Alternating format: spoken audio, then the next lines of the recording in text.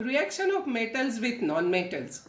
Noble gases like helium, neon, argon do not take part in chemical reaction. So far we have seen from the reaction of metals that cations are formed by the oxidation of metals. If we look into the electronic configuration of some metals and nonmetals, it will be seen that the driving force behind a reaction is to attain the electronic configuration of the nearest noble gas with complete octet. Metals do this by losing electrons, while non-metal do this by gaining electrons. The outermost shell of noble gases being complete, they are chemically inert.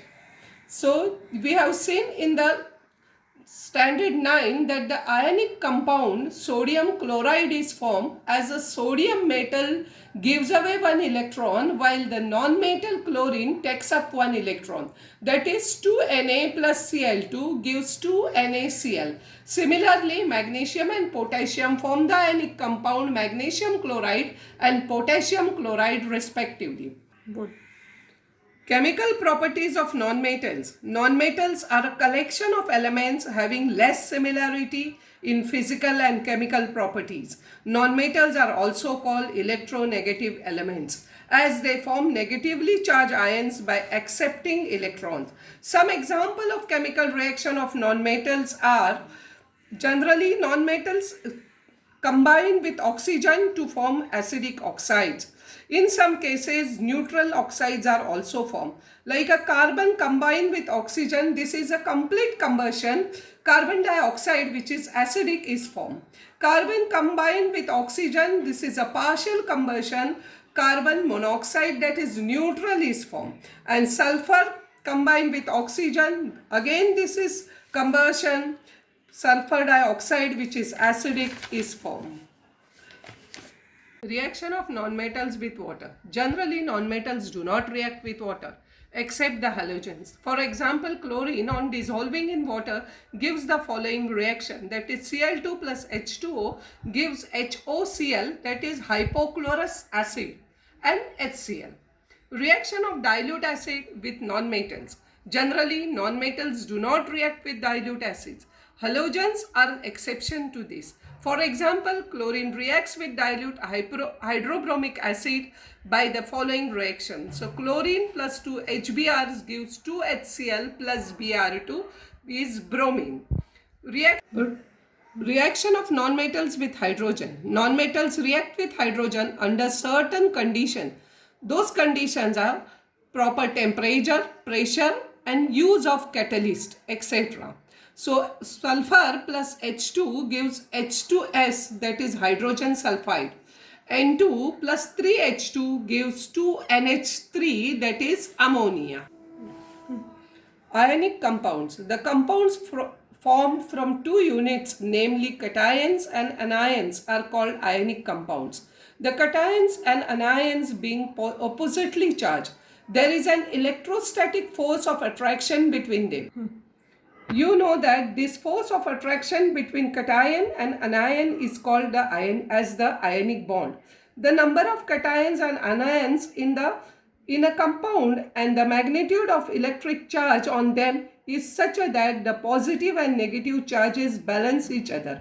As a result, an ionic compound is electrically neutral. Ionic compounds are crystalline in nature. The surfaces of all the particles of a crystalline substance have a definite shape and are smooth and shiny. The regular arrangement of ions in the solid ionic compound is responsible for their crystalline nature. The arrangement of ion is different in different ionic compounds and therefore the shapes of their crystals are different. The main factor that determines the general arrangement of ions in a crystal is the attractive force between oppositely charged ions and the repulsive force between similarly charged ions.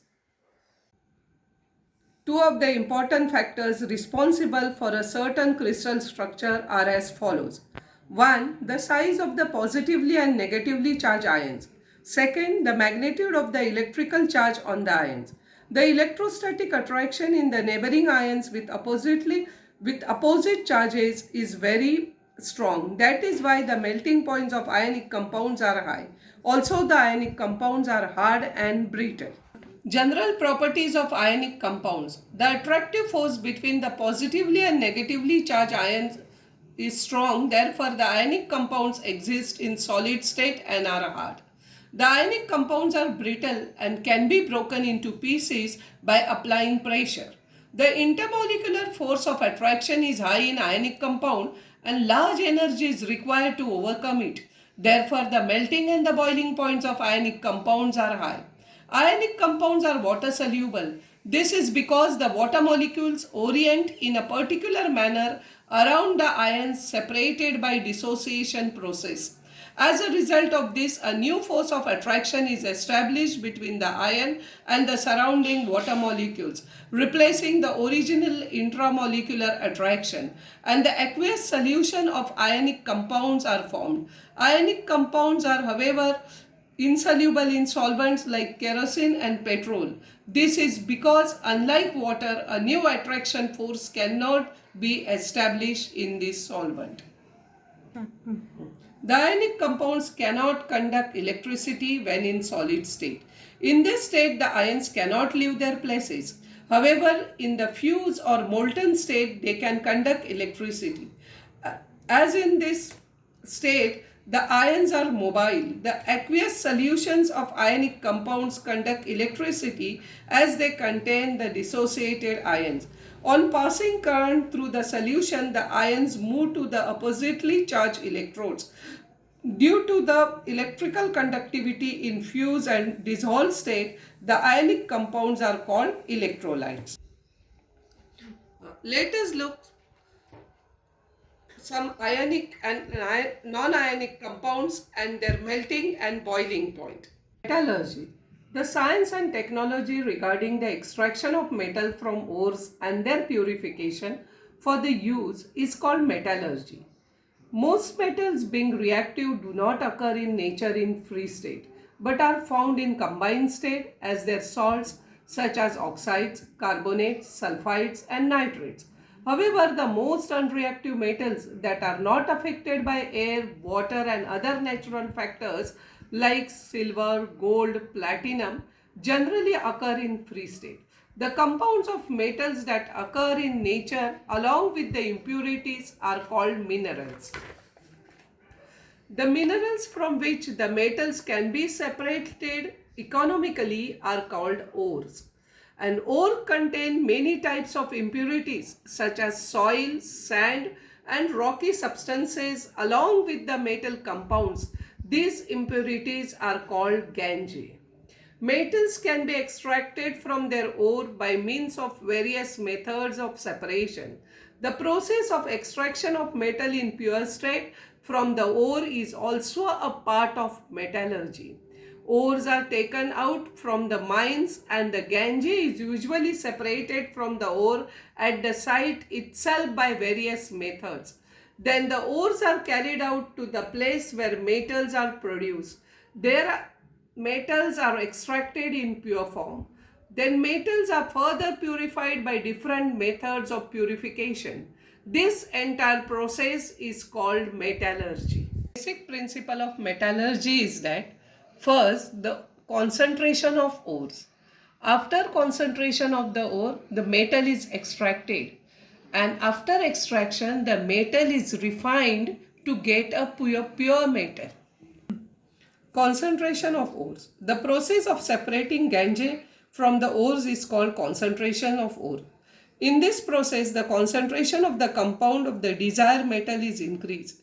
Various ways are used for this purpose. However, exact way to be used depend upon the physical properties of the metal present in the ore and the gangue. It also depends upon the reactivity of the metal and the facilities available for the purification. Concentration of the ore is done by the following processes. First is the separation based on gravity. Second is the magnetic separation method. And third is the froth flotation. In separation based on gravity has two methods. One is the inflatable method and hydraulic separation method. Magnetic separation method requires an electromagnetic machine and froth flotation based on hydrophobic and hydrophilic properties. Now see each of these processes one by one in detail. Separation based on gravitation. The heavy particles of ores can be easily separated from the light particle of gangue by gravitational method. The processes to carry out this separation are as follows.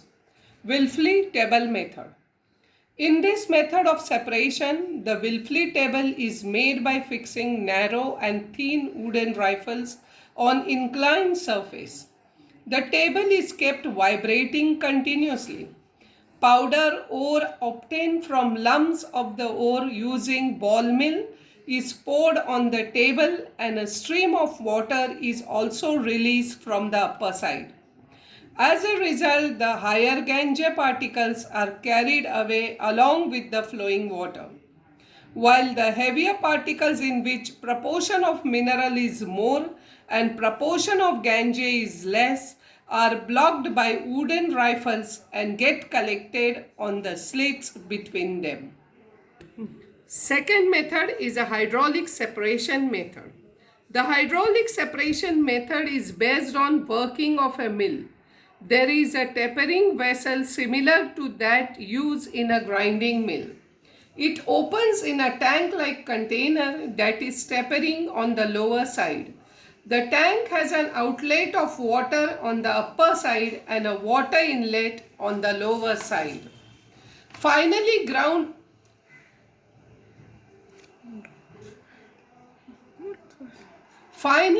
ore is released in the tank. A forceful gel of water is introduced in the tank from the lower side. Gangue particles are lighter and therefore they flow out along with the water jet from the outlet on the upper side of the tank and get collected separately. At the same time, the heavy particles of the ore are collected at the bottom from the lower side of the tank. In short, this method is based on the law of gravitation, wherein particles of same size are separated by their weight with the help of water. Magnetic separation method. This method requires an electromagnetic machine. The main parts of these machines are two types of iron rollers and the conveyor belt moving continuously around them. One of the rollers is non-magnetic while the other is electromagnetic. The conveyor belt moving around the roller that is a non-magnetic made up of leather or brass. The powder ore is poured on the conveyor belt near the non-magnetic roller. Two collector vessels are placed below the magnetic roller. The particles of the non-magnetic part in the ore are not attracted towards the magnetic roller, therefore they are carried further along the belt and fall in the collector vessel places is away from the magnetic roller. At the same time, the particles of the magnetic ingredients of the ore stick to the magnetic roller and therefore fall in the collector vessel near the magnetic roller. In this way, the magnetic and non-magnetic ingredients in the ore can be separated depending on their magnetic nature. For example, cassiterite is a tin ore. It contains mainly the non-magnetic ingredient stannic oxide and the magnetic ingredient ferrous tungstenate, that is FeWO4. These are separated by electromagnetic method.